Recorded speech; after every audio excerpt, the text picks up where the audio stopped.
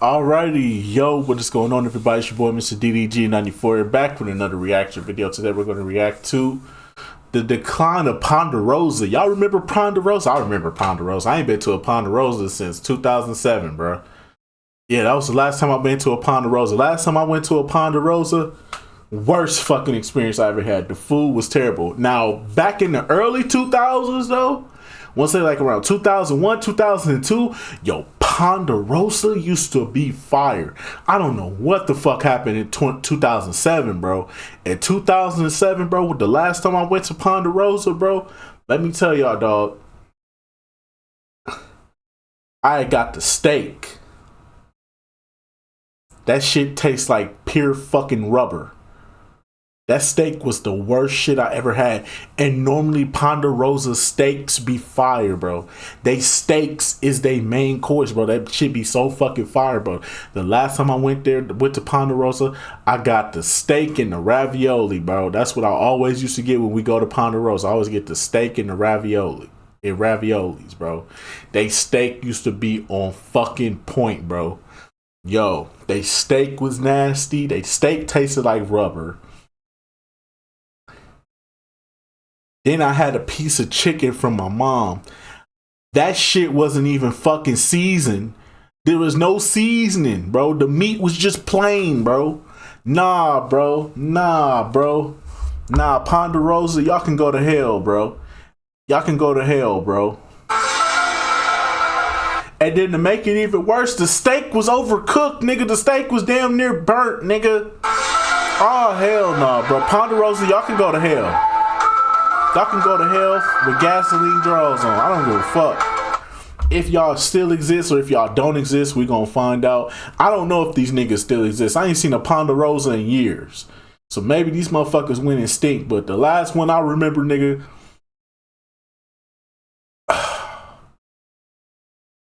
I wanted to chuck my steak upside the chef head.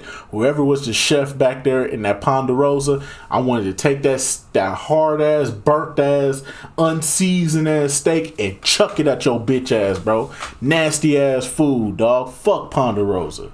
Let's get right into this video, though. Yeah, yeah, yeah, yeah, yeah, yeah, yeah, yeah, yeah. Ponderosa is a name that might bring back some happy childhood memories. No, it don't. For decades, it was a popular destination for parents to take their children out for an affordable steak dinner. Do you know those fancy steakhouses with a formal atmosphere where everyone's dressed up, eating premium cuts of meat? Well, years ago, that was pretty much the standard, and Ponderosa found success by being almost the exact opposite. The kids liked the Western cowboy theme, the upbeat environment, and the soft-serve ice cream, while parents were attracted to the grand buffet and the low prices. Seriously, they were only charging like a few dollars for a steak dinner. It was really a compelling option for families who were maybe a little strapped for cash, but still wanted to have a fun, traditional dining experience. Let me know if you have ever been there with your family, and I think that may be the case for many of you, considering there used to be almost 750 Ponderosa restaurants in the United States, mostly concentrated within the Midwest. From the 1970s all the way into the 1990s, they were considered the biggest steakhouse chain in the country, and unfortunately, they have been steadily declining ever since. In 2008, their parent company filed for bankruptcy, revealing in court documents that they had assets totaling $1 to $10 million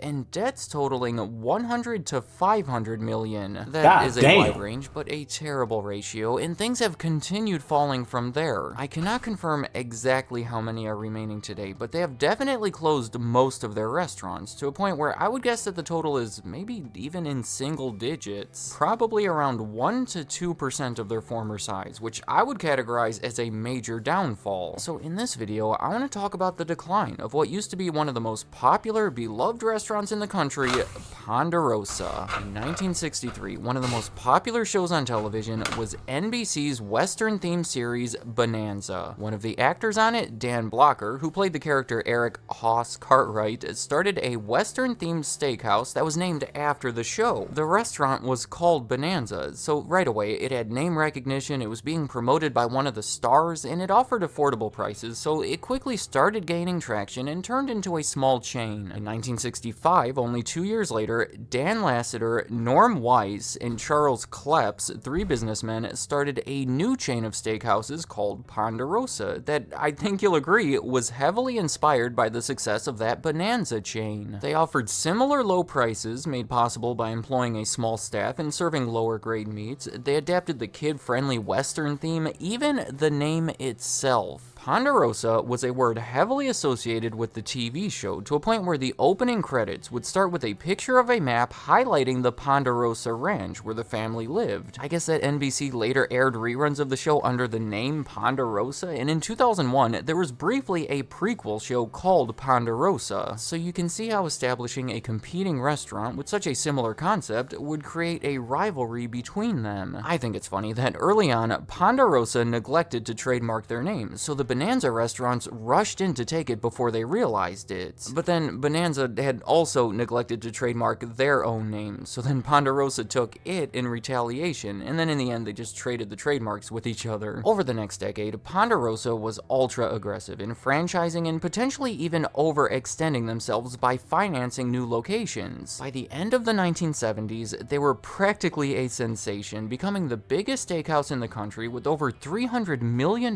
in system-wide sales coming from over 500 restaurants. The 1980s, however, is when everything started getting a little crazy. Now, I think it'll be useful to outline the different owners of Ponderosa Steakhouse, because each one of them has had their own impact on the business. The first owners were obviously those three businessmen who had started it, and technically Lasseter left the company and it had a public stock offering, so there were technical changes early on, but nothing too significant as far as I could tell, until the 1980s. At that point, Ponderosa was starting to show signs of trouble, and there are so many potential reasons behind it. They were not updating and renovating the restaurants like they probably should have been, so everything was starting to feel old and outdated. The country's food preferences were evolving to prefer seemingly healthier options like chicken or fish, so maybe a restaurant specializing in steak was not as attractive, and they weren't doing enough to shift their focus toward those other offerings. I want to be clear that they did have other menu items, of course, but they have always been viewed by almost everyone as a steakhouse. Economic conditions and changes in the manufacturing industry were causing high unemployment rates throughout the Midwest at the time, where most of their restaurants were located. The rising popularity of color television had led to a decline in the popularity of TV westerns, so you can argue that the entire cowboy theme was becoming less attractive and outdated. Not to mention the rising competition from other low-priced steakhouses. Specifically, Sizzler was dividing the market and drawing away customers. Whatever the reason, earnings were down, and it left the company in a vulnerable position where other companies kept trying to take it over. In 1980, to start off the decade, there was a big takeover attempt where Ponderosa had to spend a lot of money fighting it off and buying back their own stock, worsening the situation. A few years later, Bonanza, the restaurant company, tried to take it over with a $155 million offer that, again, they rejected and had to spend money fighting against. That right there is when Ponderosa put together this whole turnaround plan that involved a new president, reinvestments, and opening hundreds of new locations, mostly in the South. Well, all of that changed when Ponderosa was successfully acquired by Asher Edelman, who had a history of hostile takeovers and what was essentially a leveraged buyout that added over $200 million in debt to the company. I do not see how this possibly helped the situation, nor do I think he was too happy with his decision, because it was quickly resold to what I would consider to be an unexpected buyer, Metro Media. A little background here. Metro Media was owned by John Kluge. He had recently taken his media company private and then sold most of its assets, including 6 TV stations, to Rupert Murdoch that were then used to launch the Fox TV network. Yeah, there's a lot there, but according to Forbes, those deals made him the richest man in America, a title that he held for 3 years before losing it to Bill Gates. Now, with all of this extra time and money that he had just acquired, he was looking for a new business direction, and and amazingly, the one he decided on was reasonably priced steakhouses. It's pretty wild. He started off by purchasing Ponderosa, but remember, he was diving into a new industry on a large scale, so shortly after, he bought the company that owned Steak and Ale and Bennigan's, Butter's favorite restaurant, and maybe more notably, he bought Bonanza. There are twists and turns all over this. Bonanza had just tried to buy Ponderosa, and now Ponderosa was practically buying Bonanza, and that gave the franchisees the opportunity to convert the Bonanza restaurants into Ponderosas, being the bigger, more recognizable name. You could say how the situation might feel promising, the richest man in the country taking a special interest in these steakhouses, bringing them together and investing in their success. But sadly, a steak look uncooked like a motherfucker. Any of it helped very much. A lot of those issues that were slowing them down in the 1980s persisted and were even magnified into the 1990s. Sizzler, for example, had expanded their buffet and soon after took the title from Ponderosa as the new biggest steakhouse chain in the country after they had held it for the past 20 years. Plus, all of these different owners and leaders and strategies proved to be counterproductive and aggravated the franchisees who had to keep making changes based on these new directions. It is believed that John Kluge invested over $1 billion into all of these steakhouses and never really saw a return from it, just ended up losing money. All they continued to go downhill, and then when the recession happened in 2008,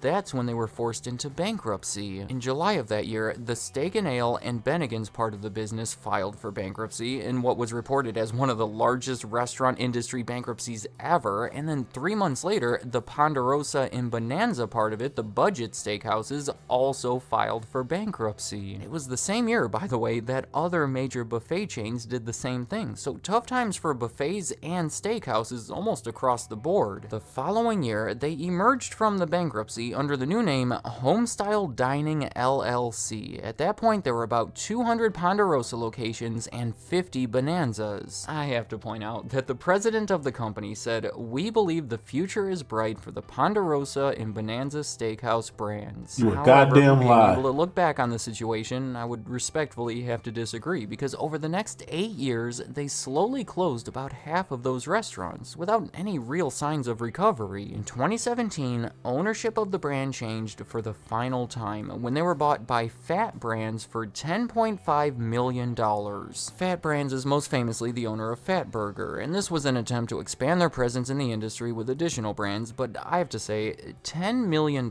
is an embarrassingly low price for what used to be two of the biggest restaurant chains in the country. That price was for Ponderosa and Bonanza. Right when they bought it, they expressed plans to develop a new, smaller scale, fast casual version of Ponderosa, but I haven't seen any evidence of that becoming a reality. They have since continued closing more restaurants to a point where there are not many of them remaining. If you live in the Midwest, you may still have one within a reasonable distance, but it's unlikely and unclear how long even those ain't no will Ponderosa still be in there. Wisconsin. I truly don't know what else to say here. It just keeps getting worse and worse. Ponderosa has become a depressing story. It is a once beloved brand that, for multiple reasons, has slowly vanished away from American culture. A realistic chance of Ponderosa rebuilding. Personally, I would have to say that is extremely unlikely without some kind of major developments, but maybe that's okay. Some things aren't meant to last forever, and Ponderosa might just be a concept that was more fitting in a different time.